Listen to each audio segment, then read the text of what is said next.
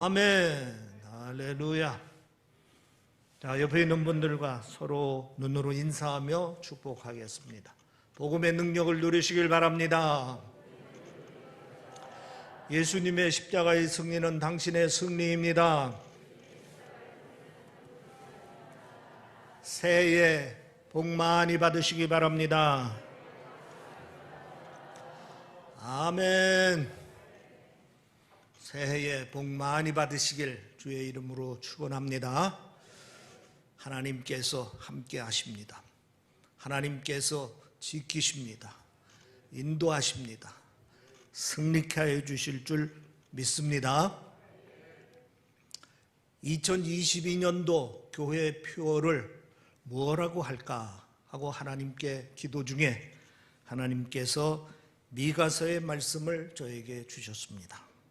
그래서 2022년도 교회 표어를 오직 하나님께 희망을 찾는 공동체라 이렇게 정했습니다. 우리는 코로나 시대를 맞이하여 여러 가지 위기를 맞이하고 있습니다. 코로나 감염에 염려되어 늘 근심과 걱정이 떠나지 않습니다. 경제적인 어려움을 겪고 있습니다. 또 신앙적인 위기를 겪고 있습니다. 앞날을 쳐다봐도 희망이 별로 보이지 않아서 마음이 불안한 사람들이 많습니다. 이런저런 위기가 찾아올 때에 우리가 어떻게 대처를 할 것인가, 그 길을 찾기가 쉽지 않습니다. 또 그 위기를 극복해야 하는 힘이 없을 때는 더욱더 어렵습니다.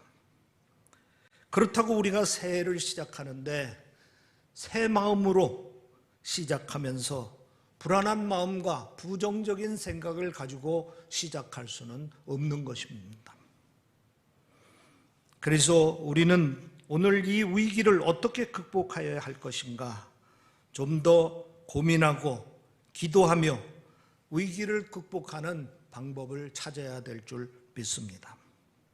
어떻게 하면 되겠습니까? 2차 대전에 독일이 네덜란드를 침공한 적이 있습니다.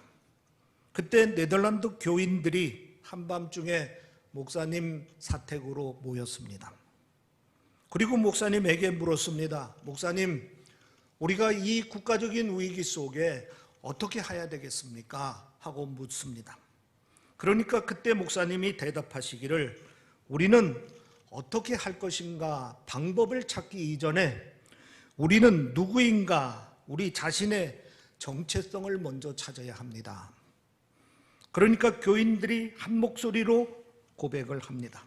우리는 그리스도인입니다. 그러면 우리가 어떻게 해야 합니까? 우리는 그리스도인으로 예수님이 기뻐하는 일을 하면 됩니다. 그래서 이들이 중심이 되어가지고 네덜란드 저항운동 조직을 만들었고 그 조직이 나라를 되찾는 데 큰 공헌을 했다 하는 이야기가 있습니다.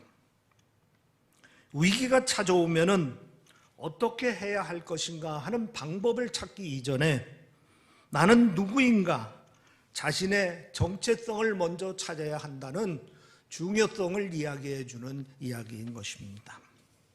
특히 위기 상황 속에서 우리는 예수 그리스도의 이름으로 구원받은 하늘의 백성임을 확신하고 그리고 고백하고 그리고 믿는 것이 중요한 것입니다.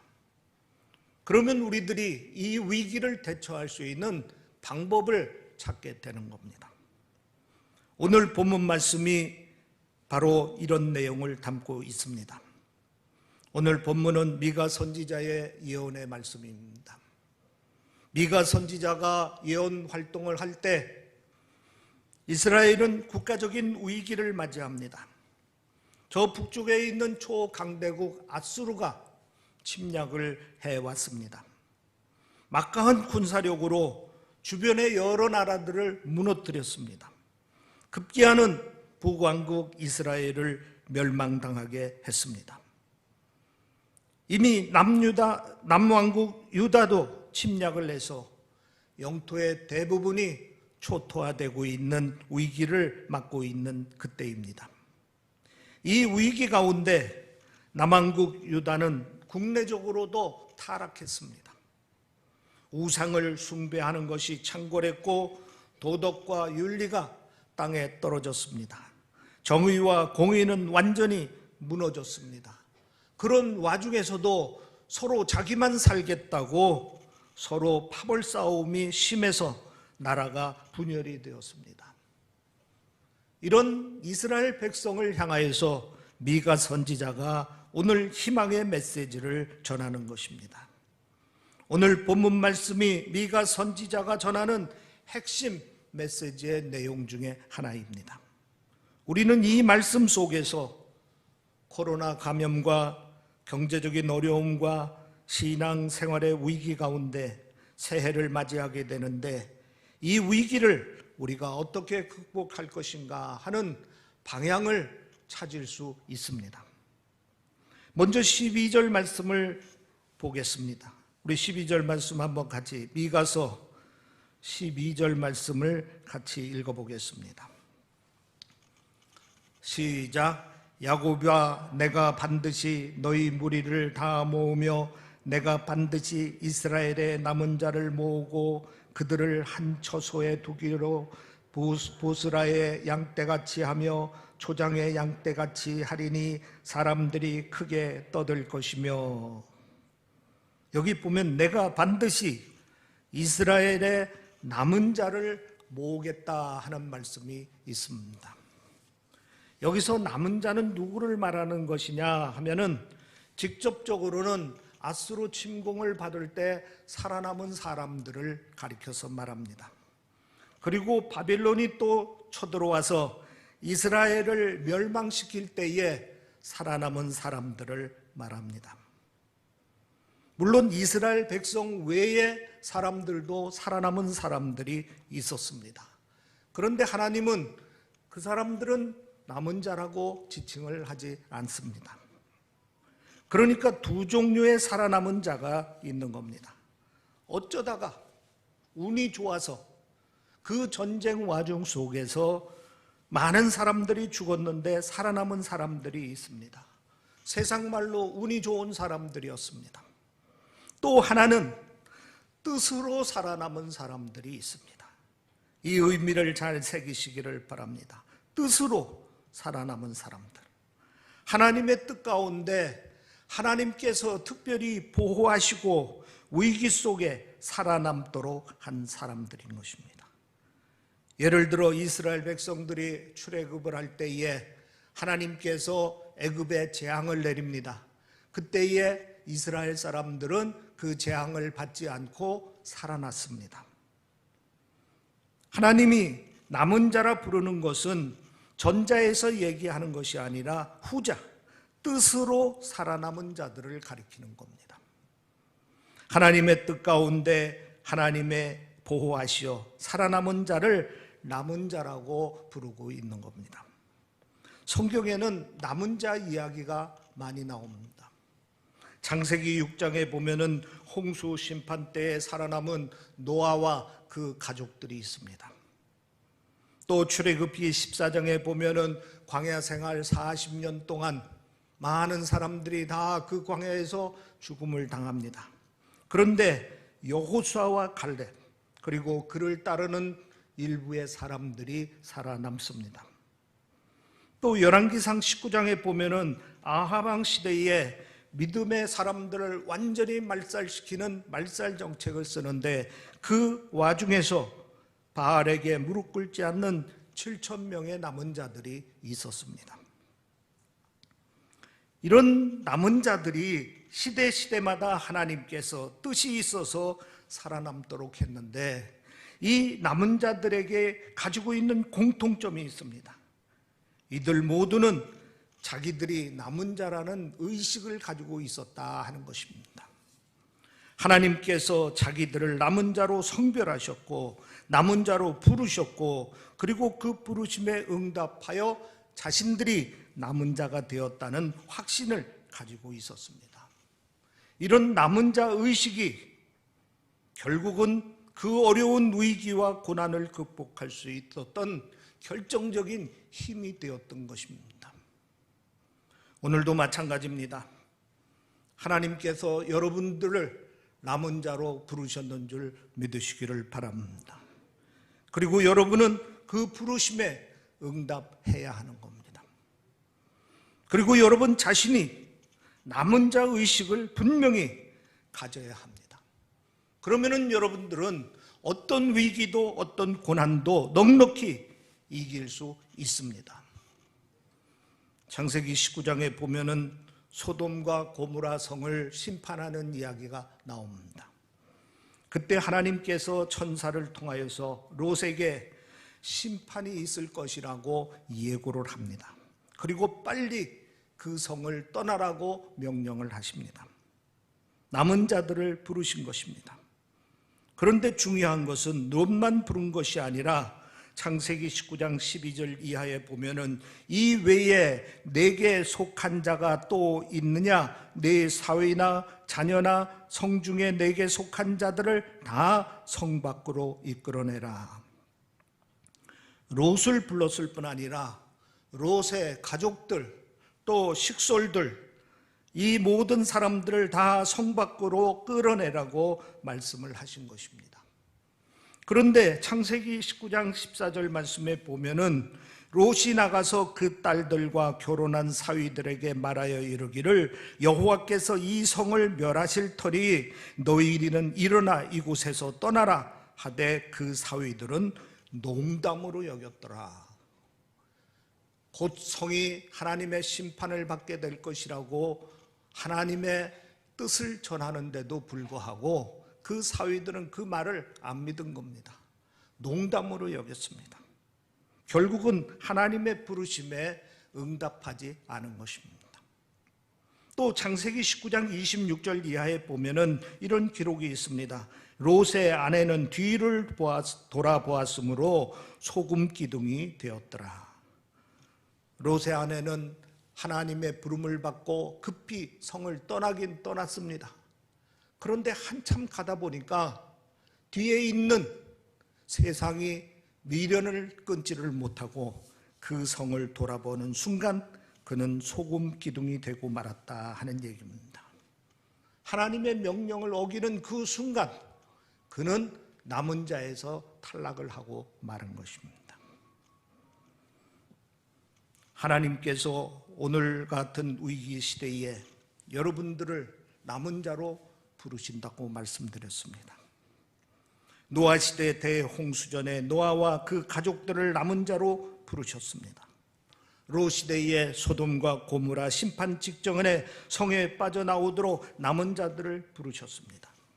이때 그 부르심에 응답한 사람들은 다 구원을 받았습니다. 노아처럼 남은 자임을 깨닫고 말씀에 순종하여 방주를 지었습니다. 롯처럼 남은 자임을 깨닫고 성을 빠져나왔습니다.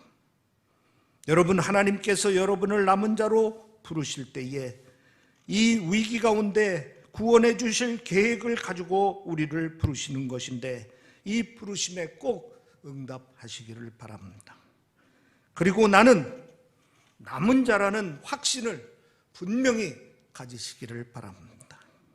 그리하면 우리에게 어떤 위기가 온다 하더라도 우리는 그 모든 위기들을 극복하고 그리고 승리하는 사람이 될 것을 믿으시기를 바랍니다. 왜? 하나님께서 이미 우리를 구원하실 것을 계획하고 우리를 부르셨기 때문에 그런 것입니다. 그 다음에 두 번째로 유념해야 될 것은 잃어버린 거룩을 회복하여야 되는 겁니다. 이스라엘 백성이 여리고성을 점령할 때에 그들은 정말 어렵고 힘든 전쟁에서 승리를 합니다. 그 이유는 하나님께서 도와주셨기 때문입니다. 그런데 그 다음에 2차 공격 목표를 아이성을 정했습니다. 정탐꾼을 보내고 살펴보니까 아이성은 여리고성에 비해서 아주 작은 성에 지나지 않습니다. 군사들도 별로 없습니다. 그러니까 여호수아는 판단하기를 여기에는 우리 다 올라갈 필요도 없다. 그저 3,000명의 군사들만 보내면은 넉넉히 이 전투에서 이길 수 있다. 이렇게 판단을 하고 3,000명의 군사만을 투입을 시켰습니다. 그런데 뜻밖의 이스라엘 군사들이 이 전쟁에서 패합니다. 이스라엘 병사들이 아이성의 전투에서 패하고 난 다음에 큰 혼란에 빠졌습니다. 여호수아 역시도 큰 충격을 받았습니다. 이스라엘 군사들이 영적인 대혼란기를 맞이합니다. 어떻게 이런 일이 일어날 수 있는가? 충분히 이길 것이라고 생각을 했는데 왜 우리들이 이 전투에서 패했을까? 하나님이 함께 하시고 계시다고 그랬는데 하나님이 함께 하는데 어떻게 이런 일들이 일어날 수 있을까? 하고 모두가 혼란에 빠지고 시리에 빠졌습니다. 이때 여호수아와 장로들이 어떻게 했습니까? 여호수아서 7장 6절에 보면은 이렇게 기록하고 있습니다. 여호수아가 옷을 찢고 이스라엘 장로들과 함께 여호와의 궤 앞에서 땅에 엎드려 머리에 티끌을 뒤집어 쓰고 저물도를 잇다가 이르되 슬프도소이다. 지도자인 여호수아와 이스라엘의 장로들은 하나님 앞에 나아가 기도했습니다. 그리고 회개를 했습니다. 우리가 신앙생활 하다 보면은 이해하기 힘든 일들이 일어날 때가 있습니다. 내 나름대로는 최선을 다해서 신앙생활도 열심히 했는데 갑자기 고난이 닥칠 때가 있습니다. 누구도 이해할 수 없는 일이 계속 일어나고 서로가 서로를 원망하고 책임을 전가하는 때가 있습니다. 이럴 때 우리들이 해야 할 일이 뭡니까? 하나님 앞에 나아가서 엎드려 기도하는 겁니다. 영적인 위기를 극복하는 최상의 길은 기도뿐입니다. 영적인 혼란을 잘 극복하지 못하면 신앙생활에 큰 위기를 맞게 됩니다. 우리는 여호수아의 본을 받아야 됩니다. 또 이스라엘의 장로들의 본을 받아야 되는 겁니다. 어려운 위기가 오면은 하나님 앞에 엎드려 하나님께 묻고 또 묻고 회개하는 것이 중요합니다. 하나님께 매달려서 해답을 찾으려고 간구하는 것이 중요한 것입니다. 하나님께서 여호수아의 기도를 들으시고 응답해 주셨습니다. 아이성 전투의 패배의 원인을 깨달을 수 있도록 인도해 주셨습니다. 여호수아서 7장 12절 13절 말씀에 보면은 그 온전히 바칠 물건을 너희 중에 멸하지 아니하며 내가 다시는 너희와 함께 있지 아니하리라. 너는 일어나서 백성을 거룩하게 하여 이루기를 너희는 내일을 위하여 스스로 거룩하게 하라. 이렇게 말씀하셨습니다. 바로 이것입니다. 이스라엘 백성이 아이성 전투에서 실패한 이유는 하나님이 함께 하지 않았다 하는 이유인 것입니다. 그러면 하나님께서 왜 이스라엘 백성들과 함께 하지 않았습니까? 이스라엘 백성이 거룩을 잃어버렸다 하는 얘기입니다. 여호수아서 7장 13절에 보면 하나님이 이렇게 말씀하십니다. 너는 일어나 백성을 거룩하게 하여 이루기를 너희는 내일을 위하여 스스로 거룩하라. 바로 이것입니다. 하나님께서 이스라엘 백성과 함께 하지 않는 이유는 이스라엘 백성이 거룩을 잃어버렸기 때문인 것입니다. 하나님께서 여리고 성의 전투를 시작하기 전에 이스라엘 백성들에게 특별히 명한 것이 있었습니다.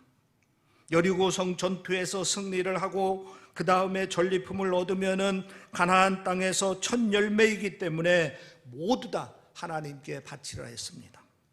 그런데 아간이라는 사람이 하나님께 바쳐야 될 성물 가운데에 욕심 때문에 일부를 몰래 빼놓았습니다. 자기 것으로 취하기 위해서 자기 집에 숨겨놓았던 것입니다. 하나님의 말씀을 어긴 것입니다. 이것이 문제가 되었습니다. 마치 세상에 빵에, 맛있는 빵에 곰팡이가 서른 것처럼 거룩한 이스라엘 백성의 죄가 나타난 것입니다. 구원받은 하나님의 자녀들은 거룩해야 됩니다. 이것도 서로 공동체 의식을 가지고 거룩을 지키려고 노력해야 되는 것입니다. 나의 죄로 인해서 이 공동체에 내려주실 하나님의 은혜가 떠날 수도 있다는 사실을 기억하고 우리는 서로가 서로 책임감을 가지고 스스로 거룩하려고 노력해야 되는 것입니다. 하나님의 자녀들이 거룩을 잃어버릴 때 하나님을 잃어버리게 됩니다. 거룩을 잃어버리면 더 이상 하나님이 우리와 함께 하지 않습니다. 이것이 오늘 우리들에게 주는 아주 중요한 메시지인 것입니다. 우리는 새해를 시작하면서 이 거룩의 중요성을 깊이 깨달아야 될 줄 믿습니다. 우리가 거룩을 잃어버리면 하나님께서 함께하지 않습니다. 그러면 우리는 아주 작은 시험과 고난에서도 그것을 이길 수가 없습니다. 여호수아와 이스라엘 백성은 하나님께서 함께하지 않는다 하는 그 이유를 깨닫고 그 다음에 어떻게 했습니까? 여호수아서 7장 13절을 우리 다시 한번 읽어보겠습니다. 여호수아서 7장 13절 말씀을 우리 함께 읽어보겠습니다. 같이 읽어보겠습니다. 너는 일어나서 백성을 거룩하게 하여 이르기를 너희는 내일을 위하여 스스로 거룩하게 하라. 이스라엘의 하나님 여호와의 말씀에 이스라엘아 너희 가운데에 온전히 바친 물건이 있나니 너희가 그 온전히 바친 물건을 너희 가운데에서 제하기까지는 네 원수들 앞에서 능히 맞서지 못하리라. 하나님께서 여호수아에게 이스라엘 백성이 거룩을 잃어버렸기 때문에 스스로 거룩을 회복하라고 명령을 하는 말씀인 것입니다. 만일 이 거룩을 회복하지 못한다면 하나님께서 더 이상 이스라엘 백성과 함께하지 않겠다 하는 말씀인 것입니다. 이것은 어떤 면에서 보면 은혜입니다. 이스라엘 백성이 거룩을 잃어버려서 하나님께서 함께하지 않았고 그래서 저들이 참패를 당한 것입니다. 그 후에 여호수아와 이스라엘 장로들이 하나님께 엎드려 기도하니까 하나님께서는 다시 기회를 주신 것입니다. 스스로 거룩을 회복하라고 기회를 주신 것입니다. 만약에 이때 이스라엘 백성들이 거룩을 회복하지 않았다면 어떻게 됐겠습니까? 저들은 가나안 땅 정복을 이루지 못했을 것입니다. 또 설사 가나안 땅의 일부분을 정복하고 들어간다 하더라도 결국은 이방 여인과 이방 문화에 빠져서 그들에게 정복당하는 민족이 되고 말았을 것입니다. 그렇기 때문에 어떤 면에서는 아이상 전투의 패배로 인해서 저들이 거룩을 회복한 것은 더 큰 화를 막을 수 있는 은혜의 기회가 되었던 것입니다. 우리는 세상에서 거룩을 잃어버릴 수 있습니다. 나도 모르는 사이에 세상 욕심 때문에 죄의 길을 걸을 수도 있는 것입니다. 또 나의 거룩함을 무력화시키는 잘못된 습관에 빠질 수도 있습니다. 이런 점들을 우리가 영적으로 다시 한번 점검해 볼 필요가 있습니다.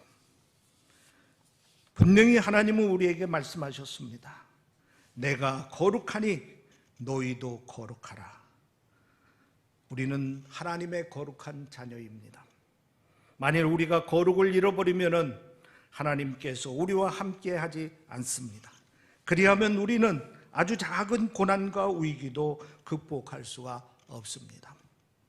잃어버린 거룩을 회복하고 능력의 삶을, 승리의 삶을 사는 여러분들이 되시기를 주의 이름으로 축원합니다. 세 번째 마지막으로 남은 자들은 하나님의 약속의 말씀을 끝까지 믿습니다. 미가서 2장 13절 말씀 우리 다시 한번 읽어보겠습니다. 미가서 2장 13절 말씀. 같이 읽어보겠습니다. 길을 여는 자가 그들 앞에 올라가고 그들은 길을 열어 성문에 이르러서는 그리로 나갈 것이며 그들의 왕이 앞서가며 여호와께서는 선두로 가시리라. 이스라엘 백성이 출애굽을 할 때에 홍해가 이스라엘 백성들의 가는 길을 막은 적이 있습니다. 그곳에서 그들은 하나님을 원망하고 지도자를 원망하기도 했습니다. 그런데 그때에 모세가 하나님 앞에 가서 엎드려 기도하니까 하나님께서는 모세의 기도를 들으시고 지팡이를 바다를 향해서 앞으로 내라고 명령을 하셨습니다. 하나님의 명령대로 모세가 행하니 홍해가 갈라지고 길이 열리는 기적을 일으켜 주셨습니다. 하나님께서 이렇게 남은 자들의 길을 열어주시겠다 하는 약속의 말씀인 것입니다. 또 이스라엘 백성이 가나안 땅에 들어갈 때 난공불락의 여리고성의 앞을 좌절시킨 일이 있습니다. 이때 하나님께서 하나님의 방법으로 여리고성을 무너뜨린 일이 있습니다. 하나님께서 이렇게 남은 자들의 길을 인도하시겠다고 약속하시는 말씀인 것입니다. 하나님께서는 위기 속에 있는 남은 자들을 홀로 두시지 않습니다. 함께 하시고 또 길을 열어주시고 또 걸림돌을 무너뜨려 주시고 이렇게 하여 그들이 그 어려운 위기를 극복할 수 있도록 인도하시고 또 인도해 주시는 것입니다. 이 남은 자들이라는 것은 바로 이런 약속의 말씀을 믿는 사람들을 가리킵니다. 그리고 그 약속을 굳게 믿고 위기에 당당히 서는 사람들을 남은 자라고 그러는 것입니다. 영국의 위대한 선교사 리빙스톤이라고 아실 것입니다. 그가 16년 동안 아프리카에서 선교를 하고 잠시 고향 글래스고우를 방문한 일이 있습니다. 이때 글래스고우 대학에서 그를 초청하여 강연을 맡겼습니다. 학생들은 리빙스톤의 범상치 않은 첫인상에 압도를 당했습니다. 그때 그의 팔은 사자의 공격을 받아가지고 한 판을 잃었습니다. 그리고 27번의 열대병을 앓은 그의 몸에는 여기저기 상처의 흔적들이 많았습니다. 또 노예 상인들과 그리고 그를 방해하던 수많은 적들과 싸우면서 힘들게 살아온 그의 인생의 고난들이 그의 얼굴 주름에 역력히 나타났습니다. 학생들은 경이로운 눈빛으로 리빙스톤의 말에 귀를 기울였습니다. 그때 리빙스톤이 이런 말을 했습니다. 내 나그네의 삶을 가져다준 외로움과 고통과 어려움 속에서 나를 붙들어준 말씀이 있었습니다. 그것은 하나님의 약속이었습니다. 보라, 내가 세상 끝날까지 항상 너와 함께 있을 것이라 하는 이 약속의 말씀이 오늘 나를 승리케 했습니다. 하나님이 선택한 남은 자는 하나님의 이런 약속의 말씀을 믿습니다. 어떤 위기 속에서도 그 말씀을 굳게 붙들 때 우리는 그 모든 위기를 극복할 수가 있는 것입니다. 여러분도 여러분이 성구 영신 예배를 드릴 때에 주의 이름으로 축복의 말씀들을 받았습니다. 저는 그 말씀을 준비하면서 기도를 많이 했습니다. 이 약속의 말씀을 받는 자마다 그 말씀대로 이루어짐을 볼 수 있도록 주여 역사하여 주시옵소서. 또 말씀을 받는 자마다 그 말씀을 믿을 수 있는 믿음을 주시옵소서 하고 기도했습니다. 여러분에게 주신 그 말씀들은 하나님께서 약속으로 주신 것입니다. 리빙스톤이 하나님의 약속의 말씀을 믿은 것처럼 여러분도 그 약속의 말씀을 믿으시기를 바랍니다. 특별히 어렵고 힘들 때일수록 그 말씀을 붙들고 그리고 기도하시기를 바랍니다. 분명히 그 말씀대로 도우시어서 이루시어서 여러분을 승리케 하여 주실 줄 믿습니다. 이스라엘 백성들은 오늘 12절의 말씀을 믿었습니다. 미가서 2장 12절 말씀 우리 한번 같이 보겠습니다. 12절 말씀, 야곱아 내가 반드시 너희 무리를 다 모으며 내가 반드시 이스라엘의 남은 자를 모으고 그들을 한 처소에 두기를 보스라 양떼같이 하며 초장의 양떼같이 하리니 사람들이 크게 떠들 것이며. 하나님은 남은 자들에게 희망의 말씀을 주셨습니다. 보스라 양떼라 하는 비유는, 보스라라 하는 지역은 요단강 너머 모압 지역의 초장을 말하는 것입니다. 이스라엘 지역은 대부분이 광야 지역으로 이루어지고 있기 때문에 푸른 초장이 별로 없습니다. 그런데 보스라 지역이라는 이곳은 유독 초장이 넓게 펼쳐져 있습니다. 초장이 넓게 이루어지고 있는 곳입니다. 그래서 이스라엘 사람들이 부러워하는 장소이기도 한 것입니다. 이곳은 목동들이 양떼를 먹일 걱정을 할 필요가 없습니다. 양떼가 풀을 찾아 이곳저곳 헤맬 필요도 없습니다. 바로 이런 곳으로 남은 자들을 인도해 주시겠다고 약속을 하신 것입니다. 그 약속의 말씀을 저들은 믿었고, 그리고 국가적인 위기 속에서, 고난 속에서 그 모든 것을 다 극복해 냈던 것입니다. 우리는 위득 코로나 시대에 살고 있습니다.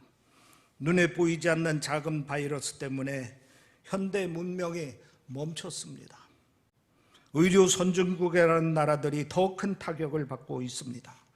2년이 되었는데도 해결의 기미가 보이지를 않습니다.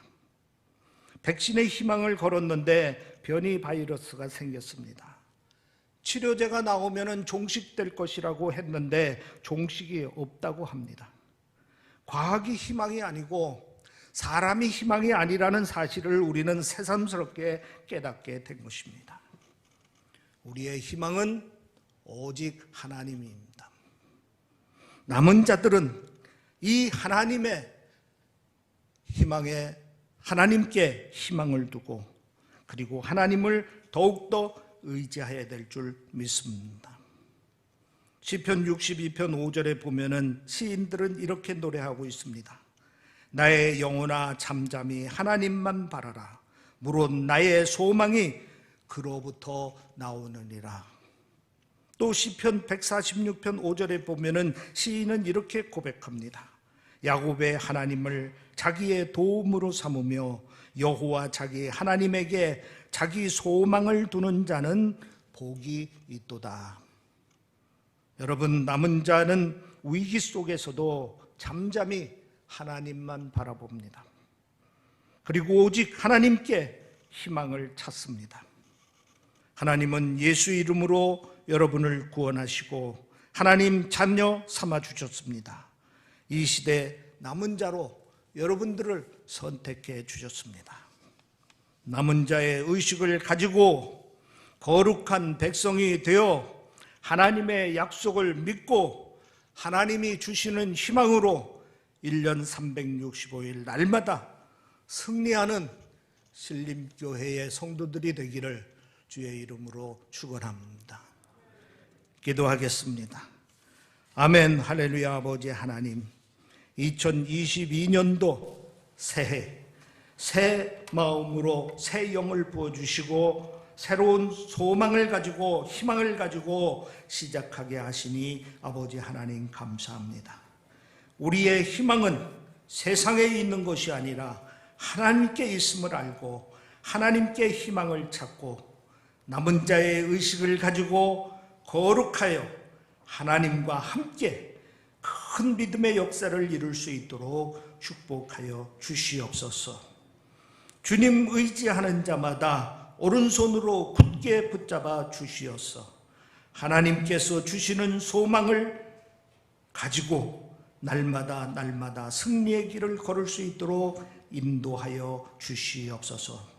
특별히 우리 신림교회를 축복하시는 아버지 하나님, 우리 신림교회 공동체가 하나님께 희망을 찾고 하나님의 희망을 이루어드리는 교회가 될 수 있도록 인도하시고, 성도들마다 하나님의 희망을 가지고 하나님의 약속의 말씀을 가지고 승리하는 성도들이 될 수 있도록 인도하여 주시옵소서.